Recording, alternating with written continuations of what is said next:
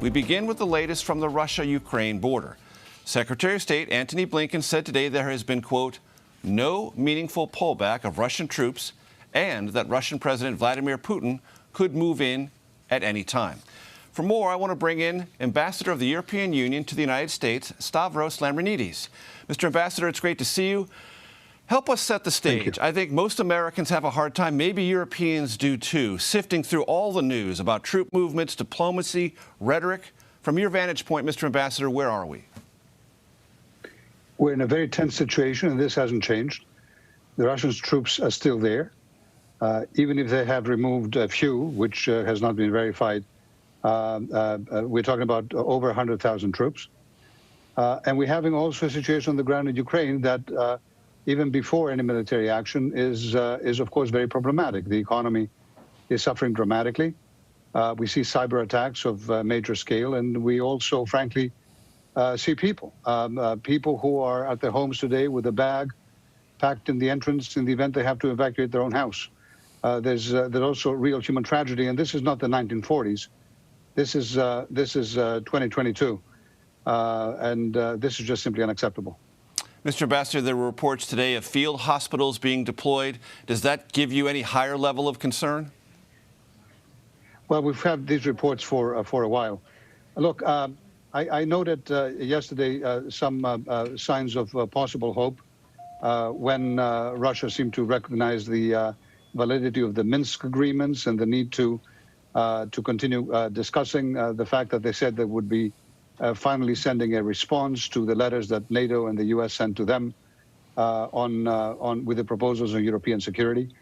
At the same time, we're seeing many mixed signals. The Duma yesterday in Russia asked President Putin to recognize as independent republics Donetsk and Luhansk. So frankly, look, this is a crisis that Russia created.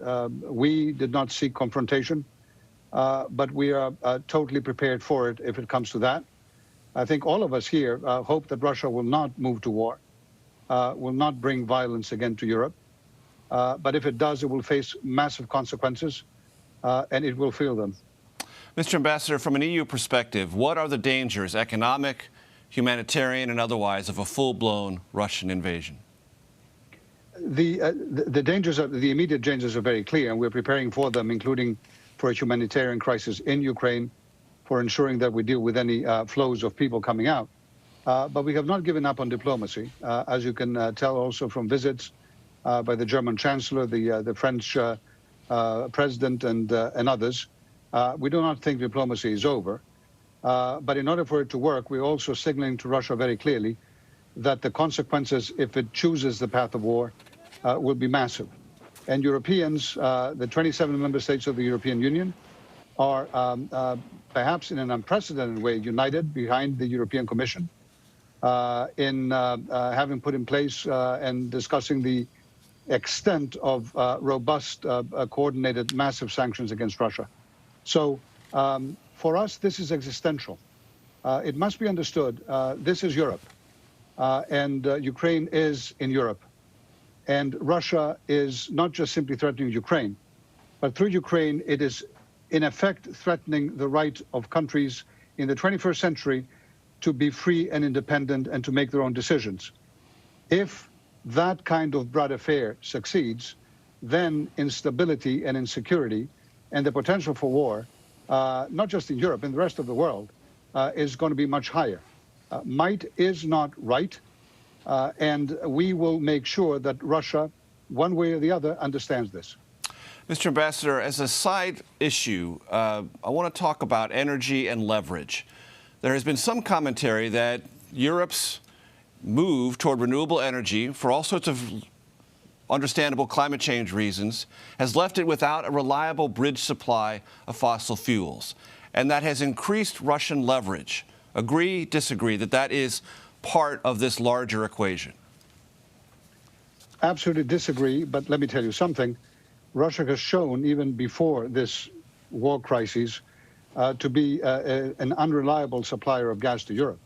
And Europe, in fact, is ensuring its independence from Russia by focusing on the energy resources that it can home produce. which are in fact clean energy. And what we have done in the past few months has been actually also very effective in ensuring that if Russia decides to weaponize energy in this particular crisis, we will be ready.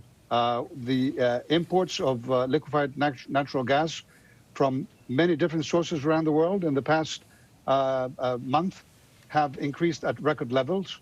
We have built LNG terminals all over Europe since the 2014 invasion in Crimea. And we are also massively expanding our electricity interconnectors in Europe. And that is going to allow us to take all that source of energy from LNG and from the green sources and to transfer it in every corner of Europe. We are entirely sure that this winter, no matter what Russia does, we're okay. But we are building for the future. If anything, this crisis shows that when we have committed to move to green energy in the European Union, this is not just a supremely important decision for the future growth of the EU and for the world, not just a supremely important decision for the planet itself and for humans living on it, frankly, but also a geostrategically important decision, which is why when President Biden and the European Commission President von der Leyen issued a joint statement a couple of weeks ago on this exact topic, they focused both on energy security and on the importance of the US and the EU moving to a clean energy transition. So picking up on that point, Mr. Ambassador, I wonder if it, from your perspective, appears that NATO has been re-energized, Europe has focused, it had already focused, as you mentioned, since 2014 on more energy independence from Russia, but has certainly accelerated that process, and maybe the political will to do so has intensified. Taking those two things just by themselves, is Russia making a huge miscalculation here? I think so. I really think so. I think Russia thought it could divide and conquer us, and it has actually united the European Union and NATO more than we have arguably been ever before. Just to give you just one example of that unity, Foreign Minister of Russia, Lavrov, sent 36 letters to the 36 countries of the European Union and of NATO, asking them to answer separately to his analysis about what the indivisibility of European security is, clearly hoping to divide and conquer. He sent 36 letters. He received 2 replies. One from Josep Borrell, the European Union's foreign policy chief, on behalf of every single one of the 27 EU member states, and one from the Secretary General of NATO, Mr. Stoltenberg. Now, if Russia needed more proof that its attempts to divide are failing, it couldn't have gotten a clearer signal. You have implied this, but I just want to nail you down on this, Mr. Ambassador, that the European Union and Europe broadly will unhesitatingly join the United States in the unprecedented economic sanctions President Biden has promised if, in fact, Russia invades. The answer is yes.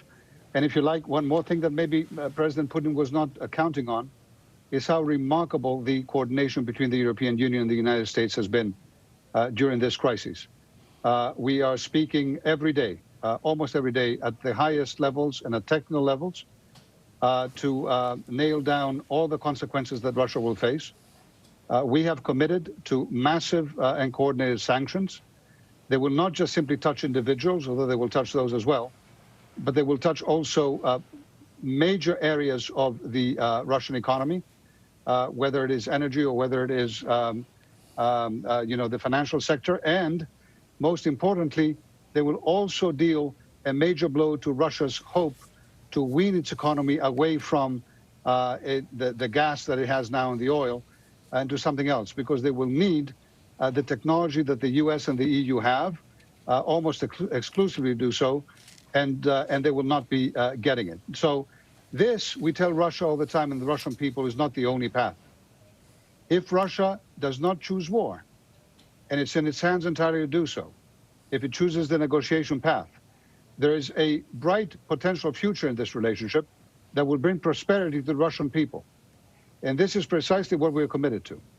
But if it chooses war, as I said before, we are prepared.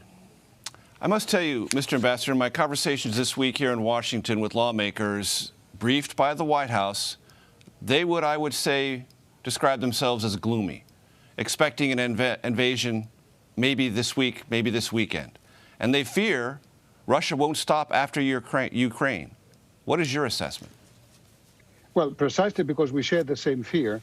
I said before that this is an existential crisis for us. And it is exactly the reason that you see the European Union so remarkably strong and united behind averting this crisis. I am not, and Mr. Putin said, no one is. I do not know what he's thinking about. But the fact of the matter is that he does have two paths to choose from.